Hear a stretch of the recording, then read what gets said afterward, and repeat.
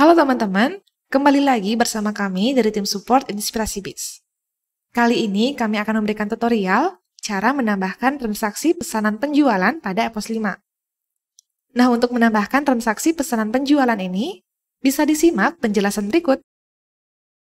Baik, untuk membuat transaksi pesanan penjualan, kalian bisa masuk ke menu penjualan, lalu pilih pesanan penjualan.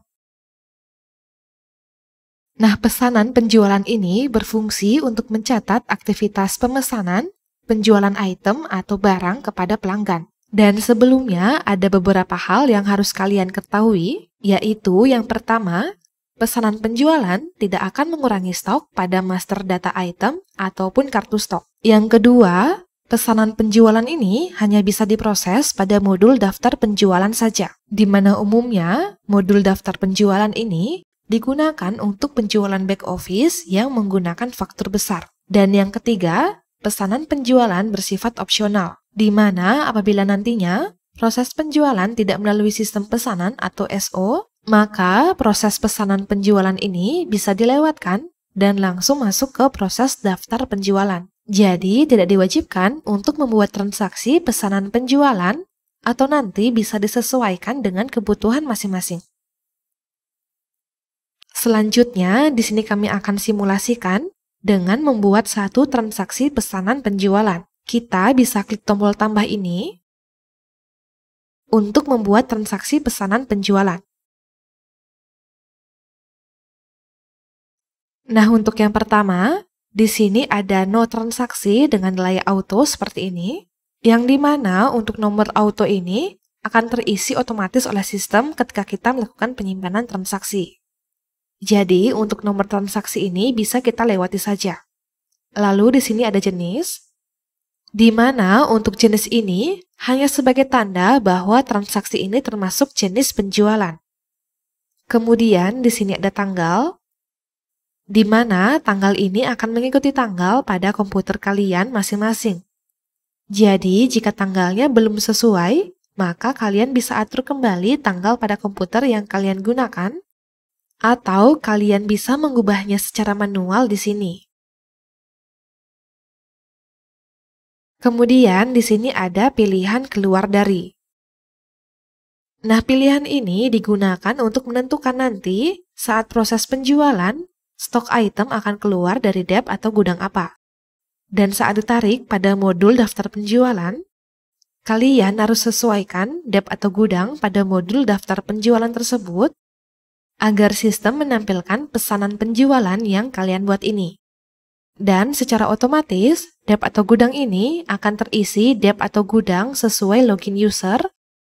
Seperti contoh, di sini kami menggunakan user yang login pada dep atau gudang dengan lokasi UTM.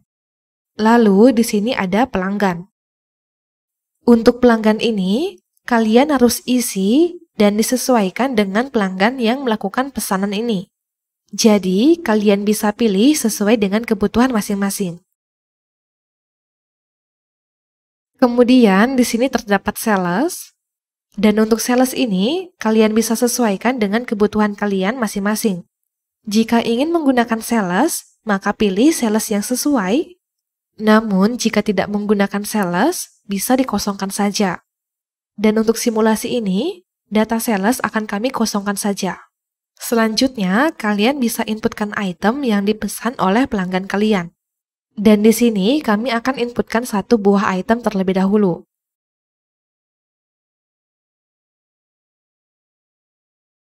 Jika sudah, kalian bisa lihat pada kolom jumlah ini, di mana kolom jumlah ini bisa diisi sesuai dengan quantity item yang dipesan oleh pelanggan kalian. Dan juga diperhatikan kembali untuk satuannya, apakah sudah sesuai atau belum. Kemudian, kalian juga bisa mengubah harga jualnya secara fleksibel. Kemudian, di sini ada kolom pot yang artinya potongan dalam bentuk persen.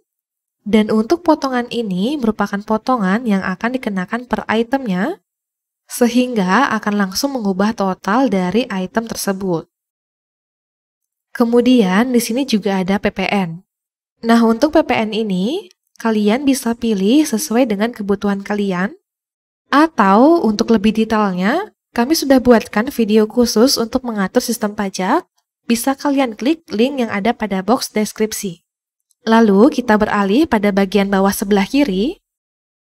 Yang pertama di sini ada hapus detail. Nah, tombol ini digunakan untuk menghapus item yang ada pada list item ini.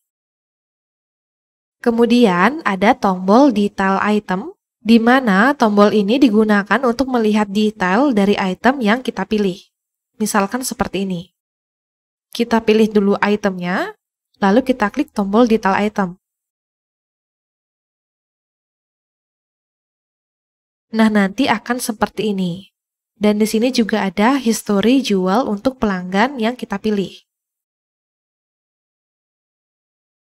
Lalu di sini ada tombol lihat harga, di mana tombol ini digunakan untuk melihat informasi harga jual yang telah kita atur pada item ini. Untuk menggunakannya, kita bisa pilih dulu itemnya, lalu kita klik tombol lihat harga ini. Nah, jadi di sini ada keterangannya. Kemudian di sini ada tombol sistem HJ, di mana untuk tombol ini akan berfungsi jika kalian mengaktifkan fitur fleksibel pada item yang kalian inputkan. Dan untuk mengaktifkan fitur fleksibel harga jual pada item ini, kalian bisa klik link yang ada pada box deskripsi. Lalu di sini ada tanggal kirim. Nah, tanggal kirim ini hanya digunakan untuk mencatat tanggal kirim dari pesanan ini. Dan datanya hanya digunakan sebagai keterangan saja. Jadi bisa disesuaikan dengan kebutuhan masing-masing. Lalu di sini ada keterangan. Untuk keterangan ini, kalian bisa gunakan untuk mencatat data-data penting yang sekiranya kalian butuhkan sebagai catatan. Jadi keterangan ini bisa disesuaikan dengan kebutuhan masing-masing. Kemudian kita beralih pada bagian bawah sebelah kanan. Di sini ada subtotal item, subtotal terima, subtotal, total akhir, dan kekurangan.